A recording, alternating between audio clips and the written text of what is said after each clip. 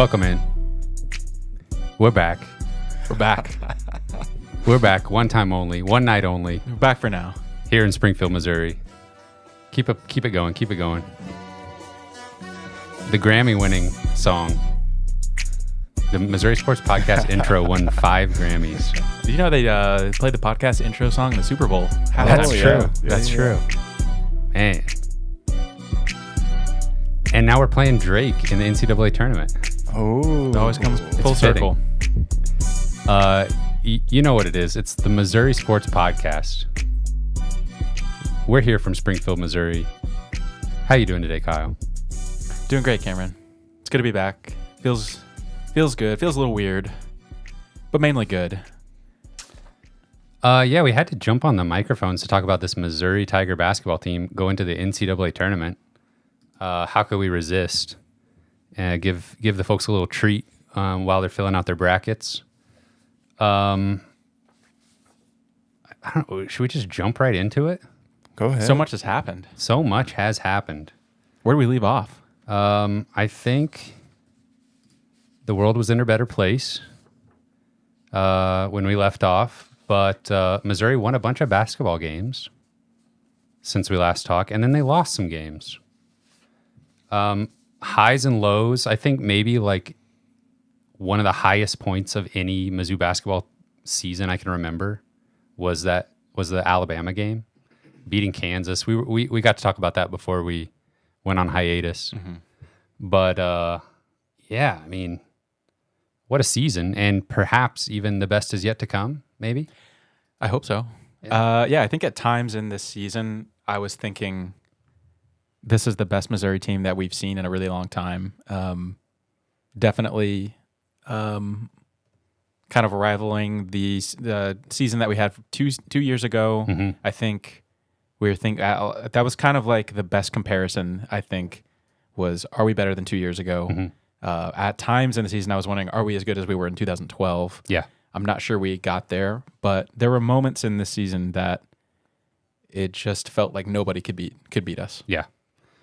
Yeah. Missouri finished the season 22-11, 10-8 in conference play. The best conference in the history of basketball. Factually. 2025 SEC. I think that's official now. 14 teams in the NCAA tournament. 14 out of 16. Incredible. It's insane. What was the record? Like 12 or 13? Yeah. 12, I think. Yeah, so they smashed right through that. Yeah, so obviously we love Ken Pomeroy, KenPom.com on this podcast. And so we were keeping track of Missouri rising up the Ken Pom rankings over the course of the season. And they are sitting at 15th right now going into the NCAA tournament, 6th on offense, 73rd on defense. We'll talk about that, but peaked at 11th after the South Carolina win.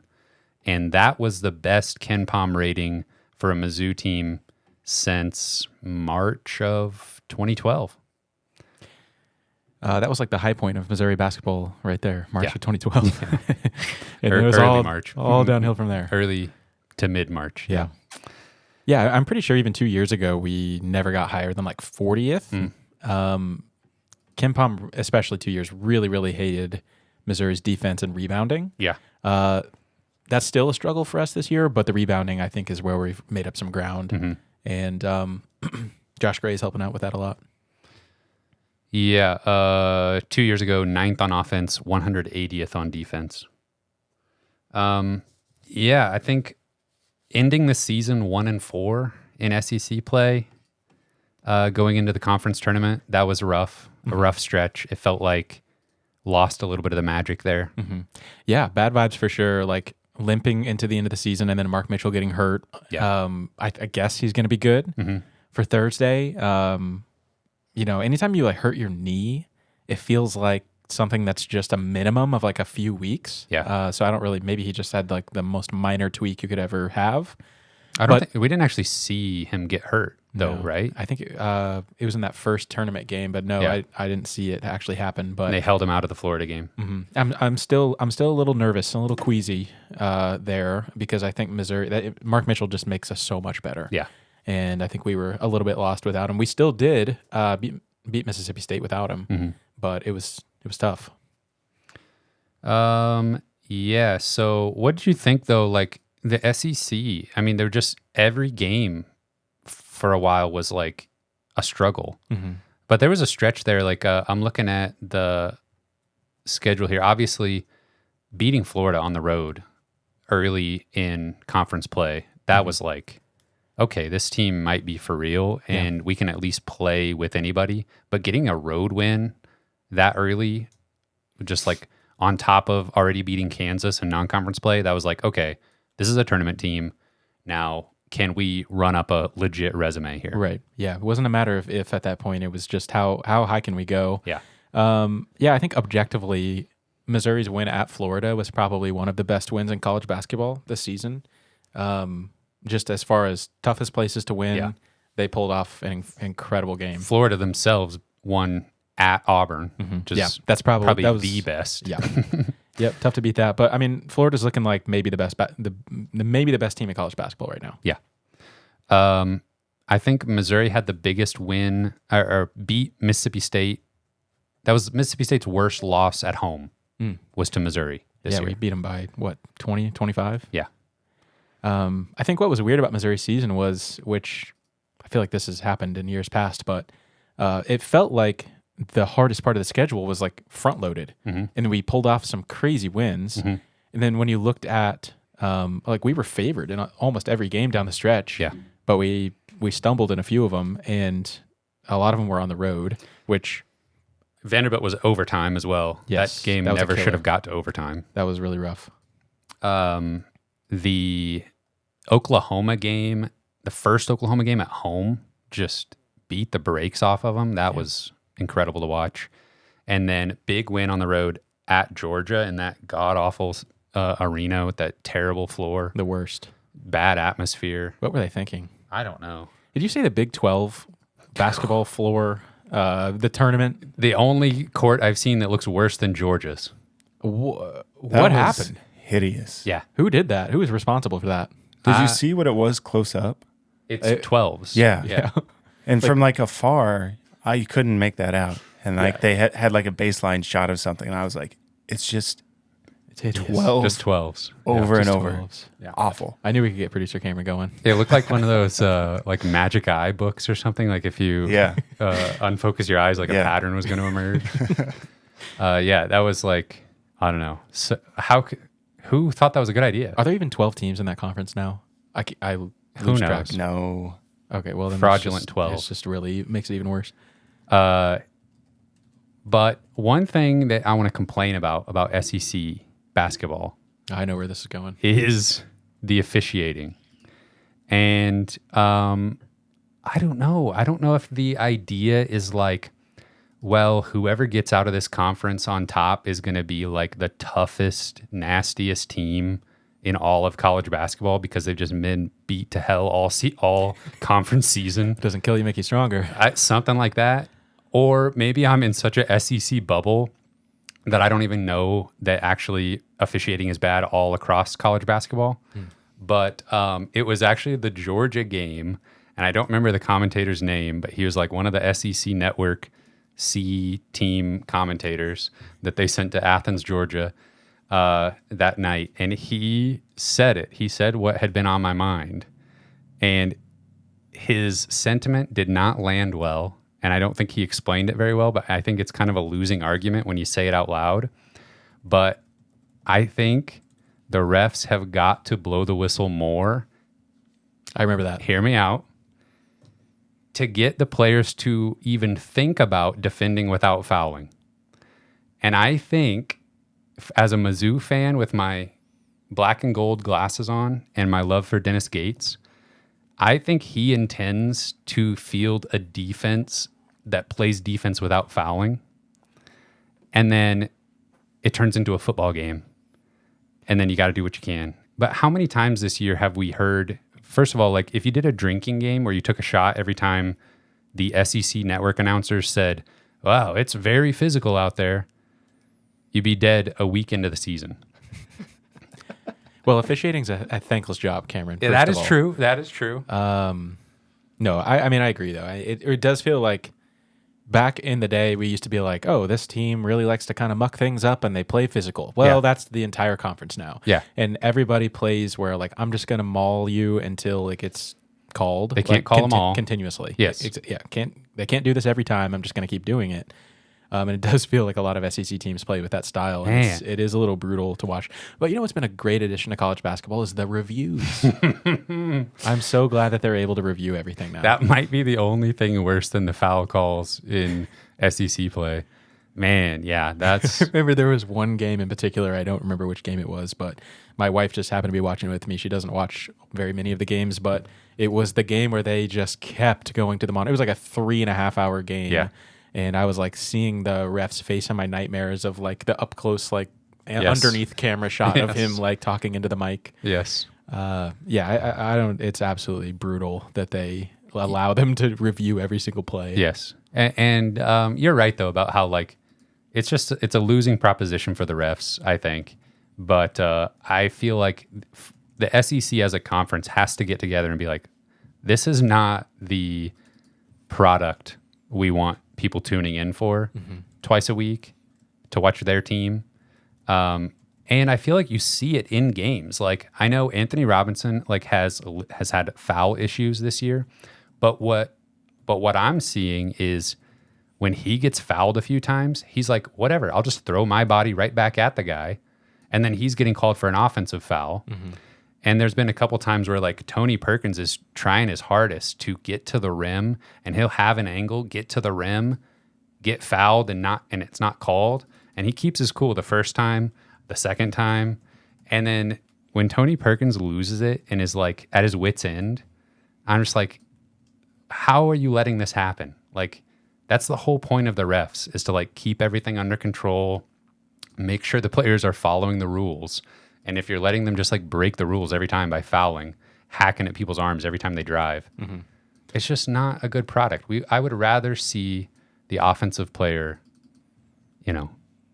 be defended properly and make a basket because they're better than the defense. Yeah. I mean, I do believe that their adjustments can be made.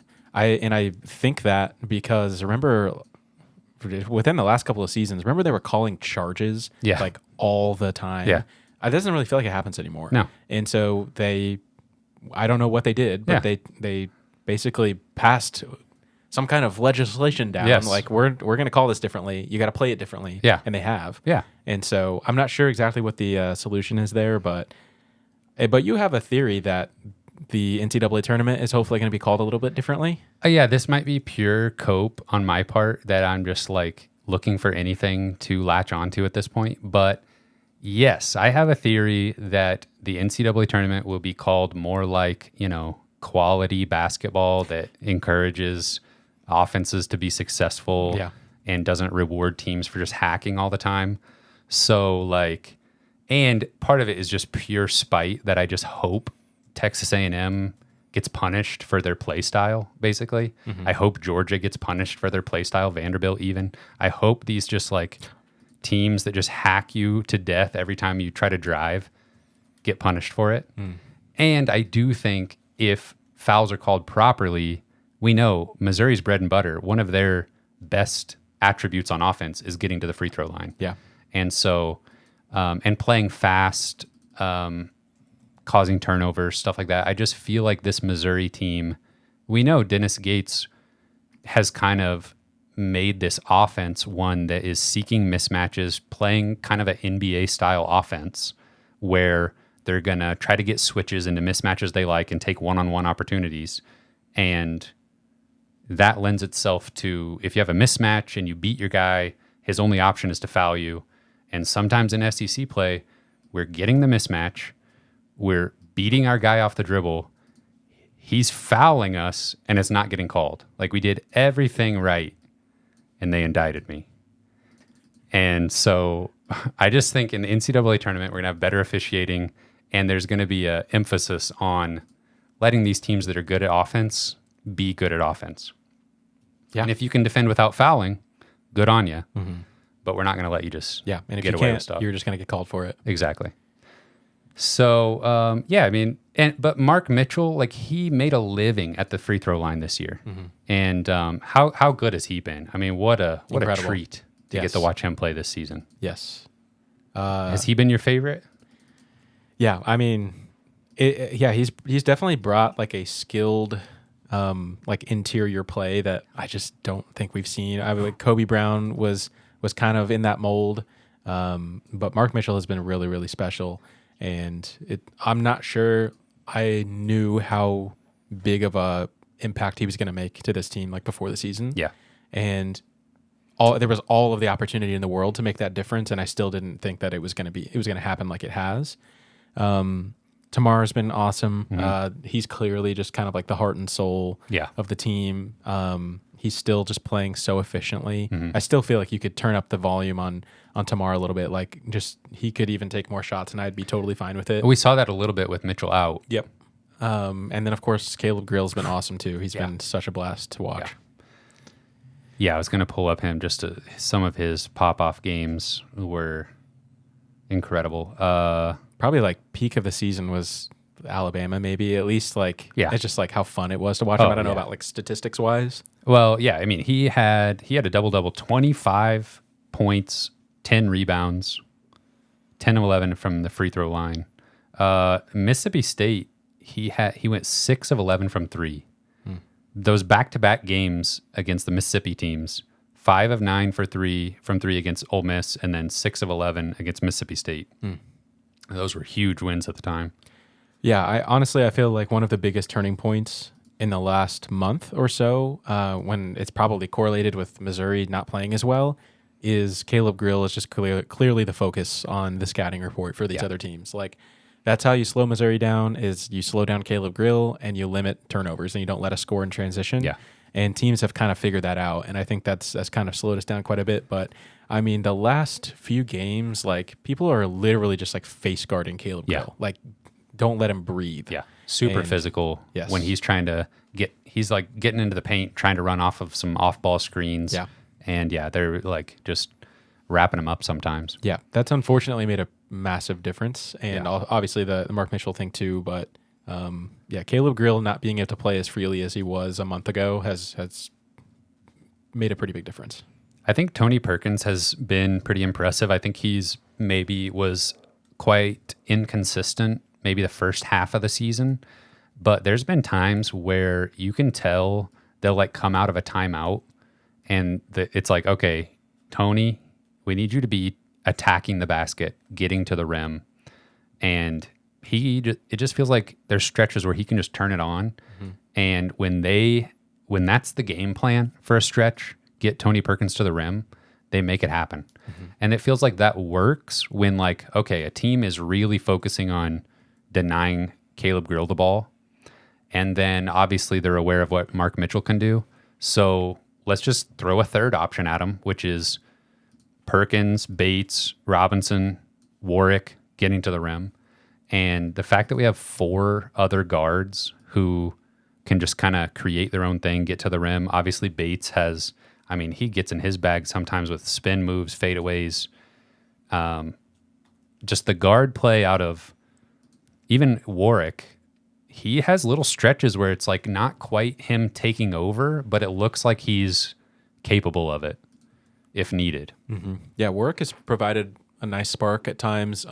Honestly, maybe one of the biggest surprises of the whole season to me has been Jacob Cruz. Yeah. Dude just comes in and just starts launching threes. Yeah. And like he's just surprisingly big, and like his shot, it just comes off like at a very high point, and it's hard to defend, and he's kind of got some little post moves and stuff too. Like he's not just a spot up shooter, but he's had a couple of no, yes. Like classic turnaround jumpers. Classic situation. Yeah. But it's like when he gets going, he's just gonna like heat check. He's gonna just keep throwing it up until he misses, which sometimes it takes him 3 or 4 shots before he misses. That was actually something I've listened since we weren't recording. I was listening to like Power Mizzou content a little bit more, which I never used to do because I didn't want their ideas getting in my head and then me like saying something verbatim that came from somebody else's show. But Gabe was just obviously immediately after the Alabama game, that was just like the vibes were at an all-time high. And he was just remarking on the fearlessness of the entire team and how, like, yeah, you don't necessarily want Mark Mitchell taking that third three in the game. You don't necessarily want Jacob Cruz just firing it. And it like you're going to have some of those where just like an absolute brick off the backboard. But the fact that none of them, they're always ready for the moment. They're always ready to be the guy that takes the shot. Anthony Robinson has had some like ridiculous step back threes that just nail in a guy's face. And like similar to Tamar Bates, like none of these guys are scared of the moment, and missing a shot basically means nothing to them. Yeah, they're unfazed. Yes. And I feel like that when Gabe pointed that out after the Alabama game, I was just like, yeah, that is something this team has going for it that makes them able to compete against anybody, any night. Yeah. Yeah, they definitely kind of have a chip on their shoulder, and we need that team to show up in the tournament. Haven't talked about Trent Pierce yet. I was just looking to see if there's anybody else we hadn't talked about. Trent Pierce, he's had a little bit of an up and down season, like come in clutch with some big shots at times, but just not a super efficient player. Yeah, still just a little bit raw. Yeah. He was one of my favorite recruits of the last few years. Had really high hopes for him and still do. And I mean, we've talked about it a lot last year, but was a guy that wasn't going to be surprised if he transferred in the offseason. It was just kind of one of those high ceiling players you take a chance on. And if, it doesn't really work out, then you just move on. And I totally thought Trent Pierce was going to fit that description, and was pretty thrilled that he decided to come back, and clearly has shown a lot of improvement, and has kind of just developed and kind of cleaned up his game a lot. And I hope he sticks around again next year. Yeah, he's definitely been a significant contributor, and his like looking on KenPom, like his offensive rating is just skyrocketed from last year. And that's something these Dennis Gates teams, even last year when they couldn't win a game, like Sean East and Tamar Bates, like they still had solid offensive seasons. They just didn't have enough pieces around them, clearly. And there was huge misses in the portal. But it just feels like the kind of like the transfer portal coin flip that happens each off season. And we important. Picked the right side of the coin this past off season. Yeah. One more person I'm not sure we've talked about that honestly is kind of like the silent X factor potentially in some ways has been Josh Gray. Yeah. Not an exciting player. We knew that coming in. He's an older player. He's never really, done anything super significant, especially like stats wise. Not going to light up the scoreboard, but man, he impacts the game so positively. And don't believe me, like go back and watch the game against Florida after he fouls out just a few nights ago. Yeah. When he fouls out, I mean, the game was already kind of like getting out of hand, but when he fouled out, it was done. Yeah. Like already not having Mark Mitchell completely fell apart. Yeah. Yeah. And you're right. And Florida is dominant, and they've got 2 7-footers, but so that's an extreme example, but Josh Gray has been so steady. He's such a great rebounder. He's just a huge guy, really strong. He's just, I don't know, he's been super solid. Yeah, to your point, like Missouri still had a chance in that SEC tournament game against Florida, even without Mark Mitchell, because we had Josh Gray. And then, once he was gone, it was over. So that brings us to the NCAA tournament. Missouri is in. And even though, like a month and a half ago, we were thinking 4 seed maybe, could we get to a 3 seed? Yeah. The fact that we finished the season the way we did and still got a 6, I really do think we were headed for like 3 or 4 territory. Definitely 4 or 5 a month ago. Can you, Kyle, here's a pop quiz for you. Can you name the one player on Missouri's roster who will have been involved in both of Dennis Gates' tournament appearances so far? It's got to be Aiden Shaw, right? Got to be. That's him. I was watching the Utah State highlights last night, and there's Aiden Shaw out on the court. Yeah. And it just made me think, are we going to see him in round 1?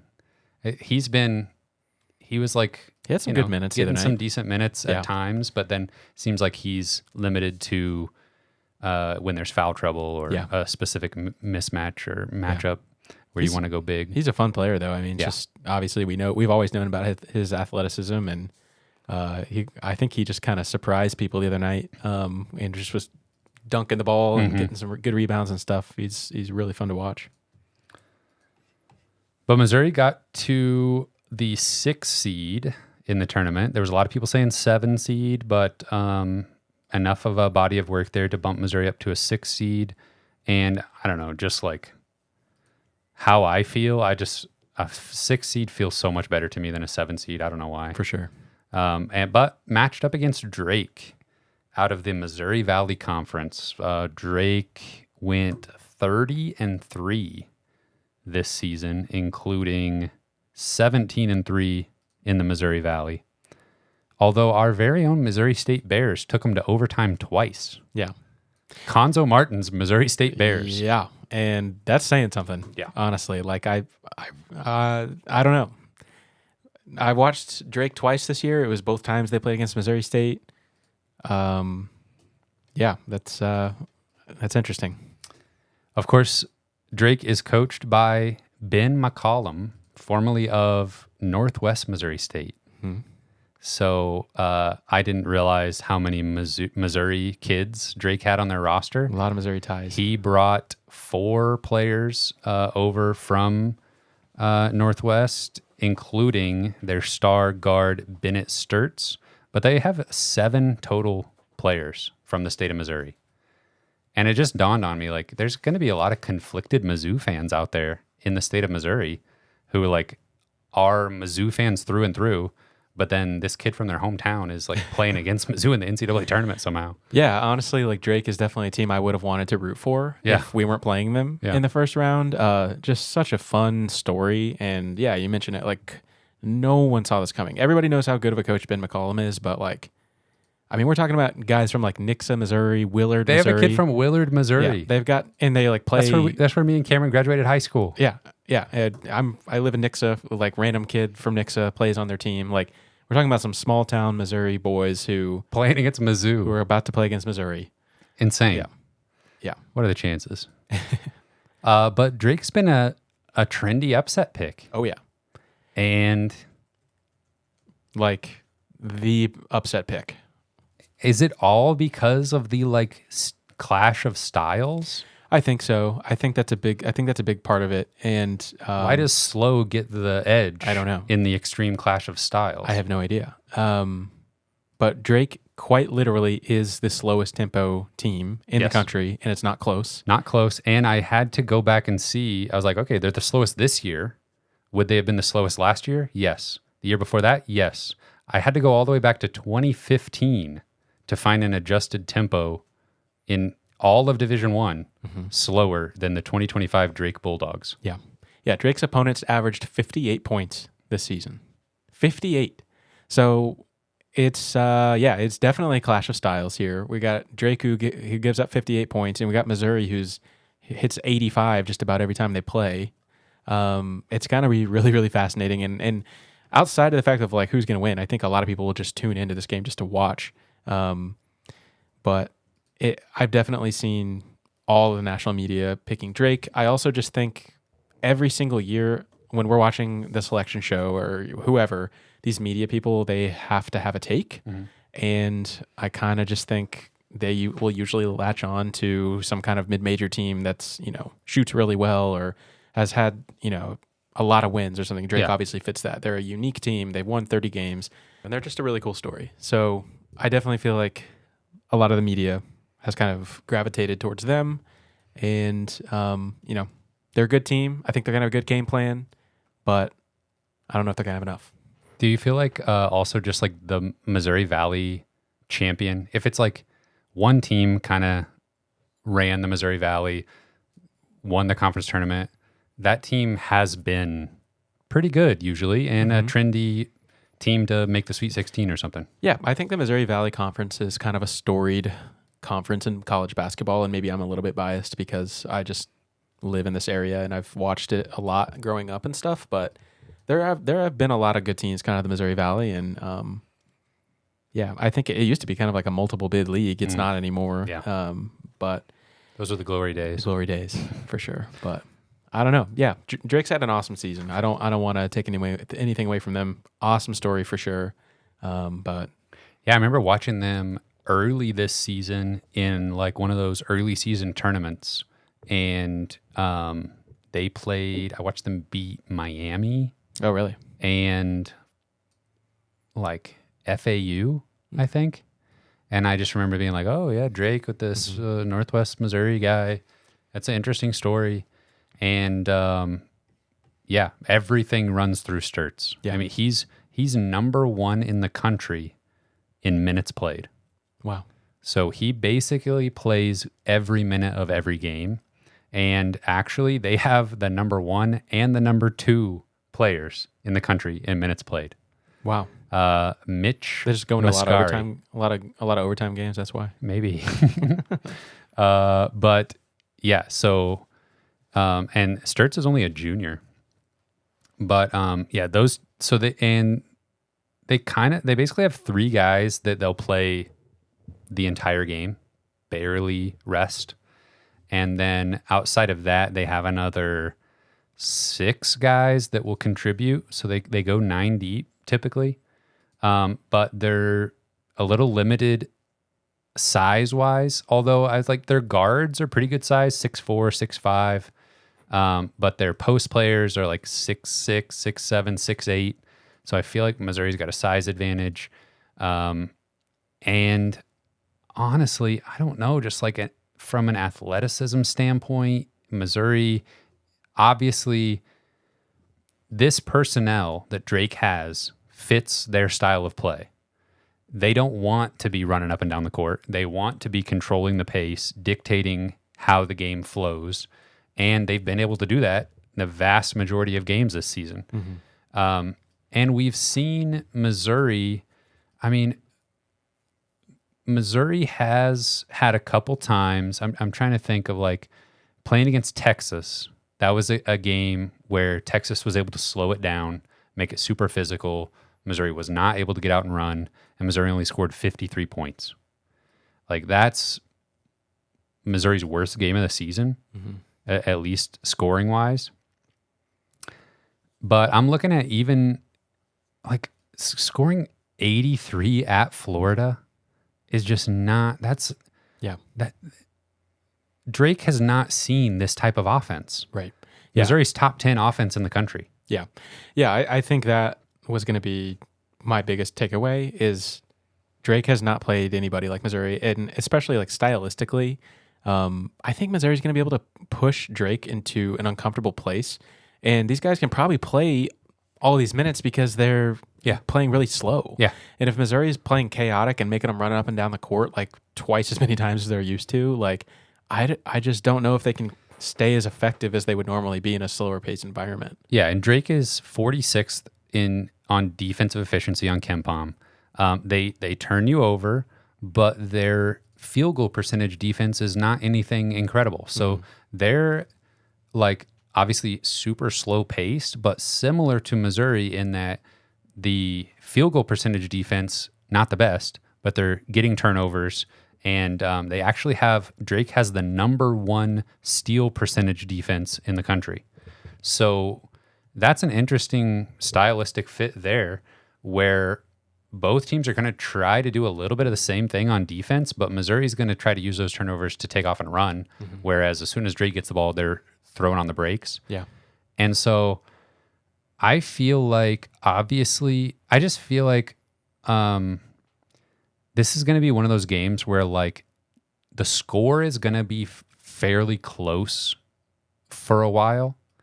And it's going to feel like Drake is right in this game. But Missouri is going to, I think, be able to score too many easy baskets, even in half-court offense. They're going to be able to get the mismatches they want, size a guy up, take him off the dribble. Like, I don't think Drake is going to have an answer for Mark Mitchell. They're not going to... I think Drake will be most successful in limiting Caleb Grill, I feel like. Yeah. Because that's something that you kind of can do that... Obviously, Caleb Grill is super athletic, but you can stay attached to guys when they're running off of off-ball screens, and you can face guard a guy. That's not anything new. Yeah. But I think you need something new if you're Drake and you're trying to defend Mark Mitchell and Tamar Bates and Anthony Robinson. I just don't think they're going to have the horses on defense. And even if it's like a slow, we're chipping away, we're getting this 8-point lead, that's all you're going to need, I think, is like 8 points is going to feel like a lot in this game. Yeah. Yeah, I think there's going to be some frustrating moments in this game where it's like the 40-year-old dude at the YMCA who just has that spot on the court where he just never misses from, and you're like, how does he keep doing it? He's going to have his like no-look passes with his buddies, and they're just like carving you up, and you have no idea how it's happening. And it's stuff that they will have watched on film and planned for, but it still works You somehow. can't stop them anyway. Yes. Yeah, and we know Missouri can be a little negligent on defense. So there's going to be some frustrating moments where you're just like, how do they keep getting away with this? Yeah. But I think Missouri is going to pull away, and I really don't think it's going to be that close at the end, and I hope I'm right. It's one of those things where, I don't know, maybe it's just like the classic story of like not taking the mid-major seriously, and that's famous last words in the NCAA tournament. It happens every single year, but I do not think Missouri is going to overlook Drake. I think they're going to have a good game plan. I think they're way too athletic. I think they can beat you in many different ways. If they're getting stopped one way, they'll figure out another one. Yeah. I just don't see Missouri losing this game. We've got too many dynamic scorers to throw at Drake. They're not going to have enough defenders who can keep their man in front of them. Yeah. Yeah. Honestly, I'm absolutely so excited for this game. Yeah, me too. I'm kind of happy that the narrative has gone the way it's gone, because it's just only given Missouri like ammo to take this game seriously. And not that I don't think they would have otherwise, but they've got every reason to just throttle Drake in this game if they felt like it. I don't know that will happen, but This whole thing is giving me flashbacks to Utah State from 2 years ago. I was about to say that, and that really kind of ended up being exactly how the game went. It was close, it was competitive. Utah State had some really good guards. One of who is on Creighton now. Yep. And so, but by the end of the game, Kobe Brown was having his way. We were out athleting them, and it kind of just went how we thought it would. I kind of feel like this is going to go a similar way. And that Utah State team, I think, was better than this Drake team, probably. It's very possible, yeah. Yeah, so I don't know. I think Missouri wins this one 72-61. Sounds about right. I don't know if you're on twitter.com or x.com anymore. Not usually. I did tweet out I do think Missouri's going to win this game by 12 points. Oh, okay. Exactly 12. There you go. I think you just predicted 11 points. Yeah. I was literally thinking something like 74-62. Yeah. That sounds right. Little mid 70s to mid 60s range. And I think Mark Mitchell eats. I do too. I think he's going to have a double-double. If he's healthy. If he's legitimately he's like his normal self. 95, 100%, I think he's going to dominate. And so obviously nothing's guaranteed. We're not trying to jinx anybody or whatever, but I don't know. This feels like a winnable game. I mean, you're the 6th seed. You're supposed to win, so it's not anything crazy if you do pull it off. But when everybody starts picking this upset, it's like, am I missing something here? Right. And it was just like immediate too. Yeah. Like even on the selection show. Yes. Everybody was calling for it. Yeah. But it's not to take anything away from Drake's incredible season, especially like first-year head coach, and he just brings a bunch of guys from D2, and they just destroy the Missouri Valley. Yeah. Everyone's going to be rooting for Drake in this game. Including a lot of people in the state of Missouri. Probably. More than you'd like to know, probably. But so if Missouri is able to knock off Drake, and that is a big if in the NCAA tournament, anything can happen, that would most likely set up a matchup with Texas Tech in the second round. We're going to be rooting hard for UNC Wilmington. That's who Texas Tech plays in the first round. Texas Tech is led by JT Toppin, which I said I think he might just be like a no hate, no shade to anybody, but I think he might be like a slightly better version of Mark Mitchell, which is saying something. No, like he's really good. He's dominant. Like he averages like 18 points and 9 rebounds a game. He almost averages a double-double. Texas Tech has been great all year. They've had some huge wins. They're beatable. Yeah. But Toppin is one of the best players in the country. He's legit, and but he just like I think he compares well with Mark Mitchell just size wise and just like style of play. I think they're both 6'9". Yeah, yeah. And so Toppin can kind of do it all. He shoots threes a little bit better than Mark, and so that would be an incredible matchup. That would be just see those two go at it. Mm-hmm. Also, Texas Tech has had a little bit of injury trouble the last month of the season. They've had guys that have missed a couple games, but are probably healthy for the tournament. Mm-hmm. Coached by Grant McCasland. Yes. Familiar name from previous coaching searches. I think Missouri was potentially looking at him when they hired Dennis Gates. Yeah. Kind of same coaching cycle. Yeah, he was previously at North Texas. And at North Texas, he ran one of the slowest tempo programs in the country, a little bit faster at Texas Tech. They're 7th in KenPom, 6th on offense, 37th on defense. So I don't know. I feel like they're beatable. I don't feel like I feel like that would be a good game. Yeah, I think so. And then at the bottom of, just to kind of turn this now more into a broader look at the NCAA tournament, but we'll stay in Missouri's region. Missouri's the 6th seed. Texas Tech is the 3 seed. They would meet in the second round. In the Sweet 16, if Missouri were to make it that far, they could very well play Arkansas or Kansas. Arkansas and Kansas are the 7-10 matchup. Kansas the 7, Arkansas the 10. That's a crazy first round game. Yeah. That's going to be a fun one. I guess I would root for, I think, whichever team is the lower seed, like whichever team would be the upset. So I'm going to be rooting for Arkansas to beat Kansas. I don't usually root for Kansas. I don't either, but I think I would. Like if they were like probably the worst team, I would want them to win. Imagine beating Kansas to go to the Elite Eight. That would be insane. That would be like nothing else I've ever witnessed. Yeah. Oh, man. Maybe I do want to root for Kansas to beat Arkansas. Either way, I'm going to be rooting for either one of those teams to beat St. John's. Pretty high stakes. Yeah. St. John's is the 2 seed. I'd rather avoid them.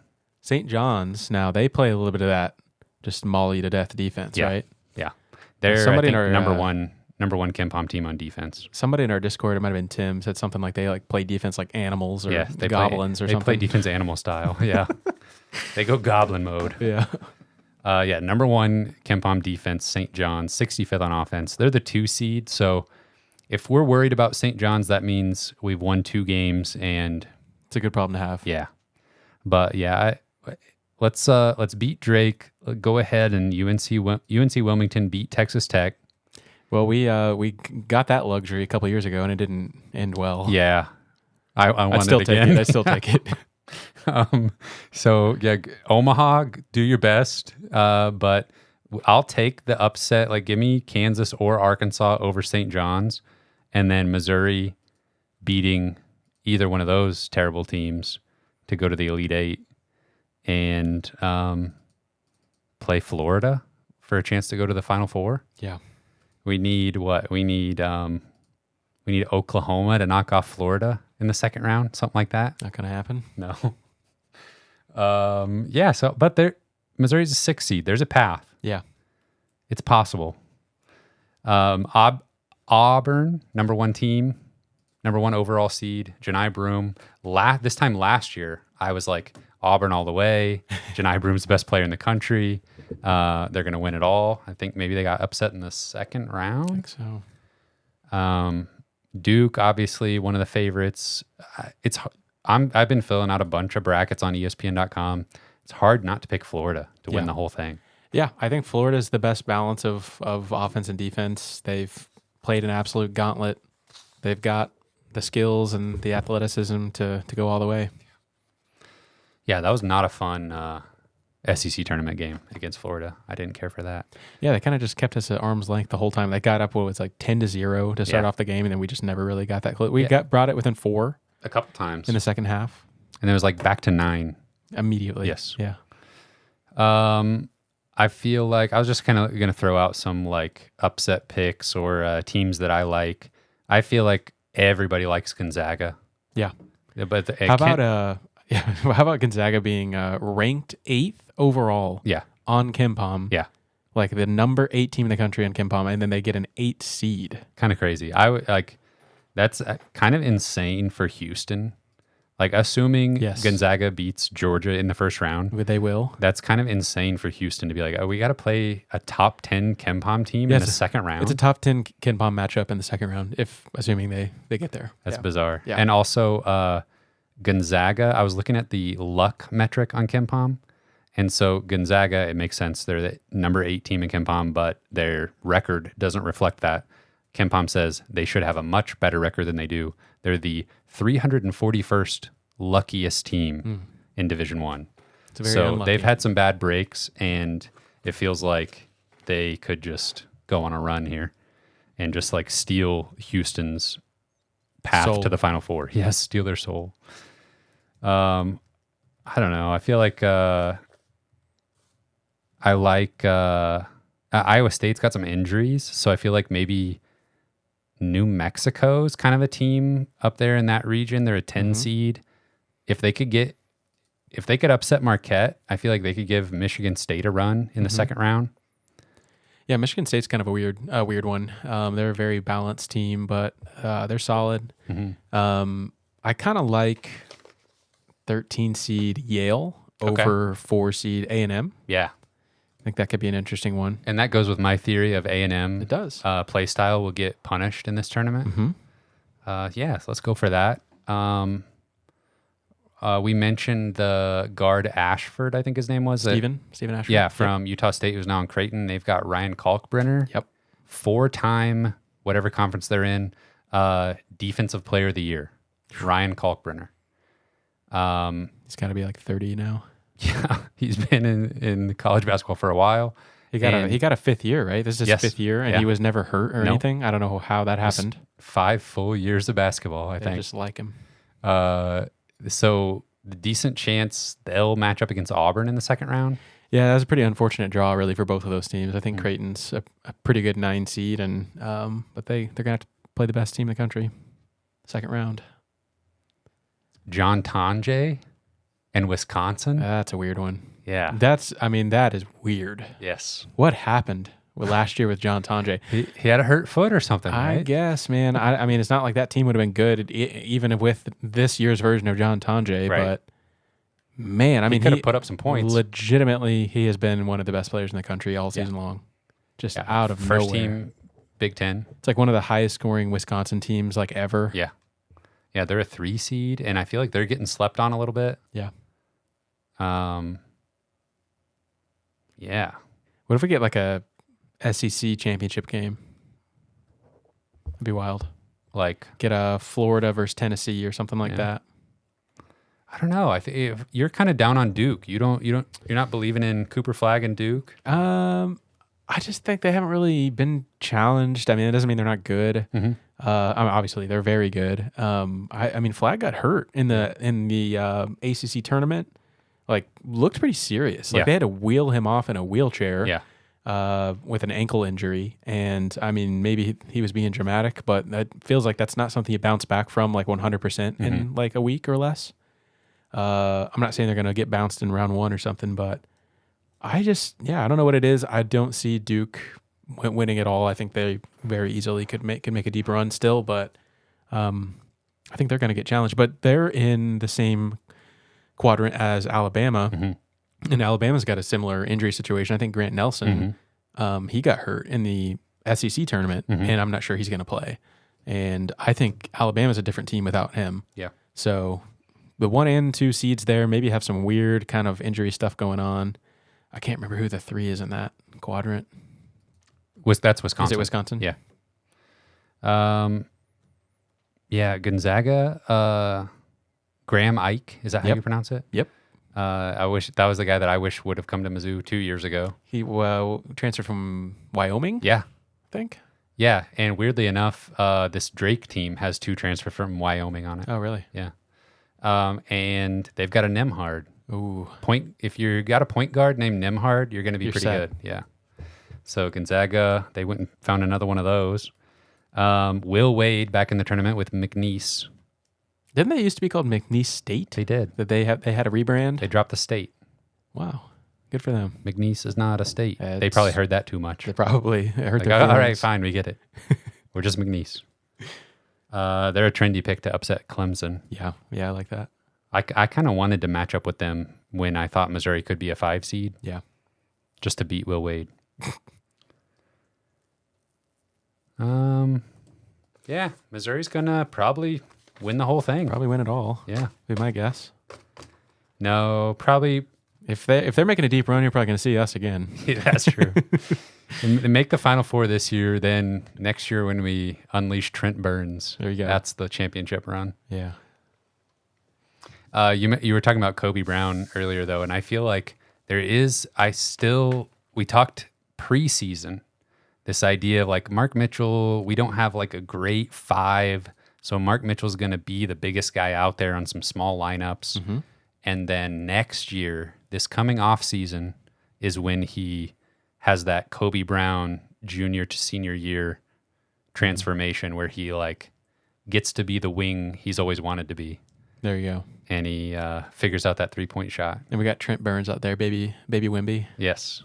8 feet tall. Yes. It's all coming together. Yeah. We got a proper rim protecting 5. We got Mark Mitchell, this hybrid wing. Mark Mitchell is the player we always dreamed of. That's a great college player, just ever so slightly undersized and not a great shooter, and Yes. just isn't really an NBA prospect. Yes. And will probably play next year, and Yes. we won't even be concerned that he'll be leaving early. And next year, just in case you don't hear from us, we got Wimby out there. We got Mark Mitchell at the wing. We got junior year Anthony Robinson. Okay. He's going to be a terror in the SEC. If First he can team not foul. all defense. Yeah, he'll figure that out. Yeah. Yeah, and another year of Trent Pierce development. He's like Kevin Durant Yes. out there. Yes. And then we'll probably bring in 2 or 3 of the best players in the transfer portal. Yeah. Bada bing, bada boom. You're in like the national that. championship game. Bada bing. You're winning the SEC. Just like that. Probably a bunch of those SEC teams will lose players. Yeah. They won't add anyone. They'll No. only lose people. Yeah. And it's just that easy. I think all the rest of the SEC are seniors Yeah. out of eligibility. Yeah.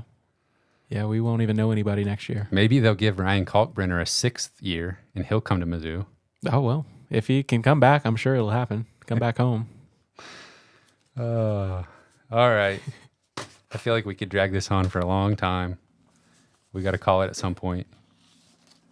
It's been fun. Anything else you want to tell the folks? We love you. Give us that music on the way out. We do love you. Glad to be in your ears one more time. And good luck to the Missouri Tigers. MIZ. ZOU. See you next week. Hopefully. Just kidding.